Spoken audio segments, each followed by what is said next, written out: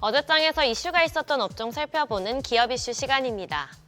8년 만에 한한령이 해제될 거란 기대감에 어제 관련주가 일제히 날아올랐는데요. 그 가운데 엔터주가 가장 주목받았습니다. 한한령은 중국 정부가 중국 내 진출한 한국 기업이나 한국 상품에 불이익을 주는 정책으로 2017년 주한미군의 사드 설치 이후 8년째 이어지고 있습니다. 그간 해제 가능성은 종종 언급되었으나 번번이 무산되면서 단기 모멘텀 이상으론 작용하지 못했는데요. 그러나 중국 정부가 이르면 5월에 한한령을 해제할 거란 보도가 나오면서 분위기가 반전됐습니다. 실제로 오는 10월 중국 정부가 경북 경주에서 개최되는 에이펙 정상회의를 앞두고 상반기까지 한국과 완전한 문화 교류를 추진하는데 그러면서 해제 가능성에 무게가 더욱 실리고 있습니다. 이를 두고 미국과의 지정학적 갈등이 계속되는 상황에서 주변국과의 관계 개선을 꾀하는 중국이 한국의 한한령 해제를 당근으로 제시할 수 있다는 해석이 나오는데요. 이처럼 중국과 우리나라 사이에 따뜻한 바람이 불면서 K-팝과 K-콘텐츠를 중심으로 강한 수혜가 예상되고 있습니다.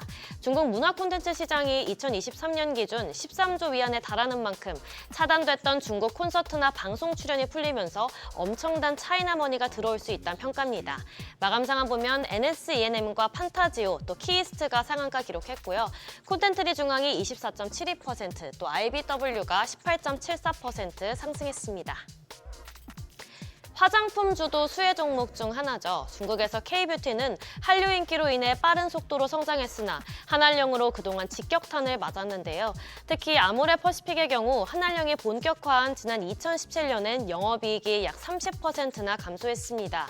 이에 따라 만약 한한령이 해제되고 중국 고객이 한국으로 올 기회가 많아지면 사업에 긍정적으로 작용할 거란 분석이 나오는데요.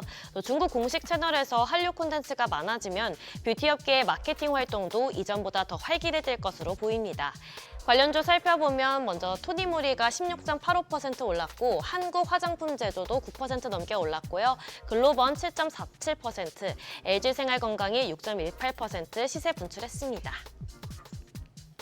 2차 전지는 오늘도 활짝 웃었습니다. 주요 업체들의 실적이 지난 4분기에 바닥을 지났다는 분석이 나오면서 저가 매수세 유입과 낙폭 과대 인식이 주가 상승의 동력으로 작용하고 있는데요. 특히 꿈의 배터리로 주목받는 전고체 배터리의 경우 상용화 기대감에 더욱 뜨거운 관심을 받고 있습니다. 그런 가운데 중국도 2027년부터 전고체 배터리 양산에 나설 계획을 공식적으로 발표하면서 우리 기업들도 더 발빠르게 움직일 것으로 보이는데요.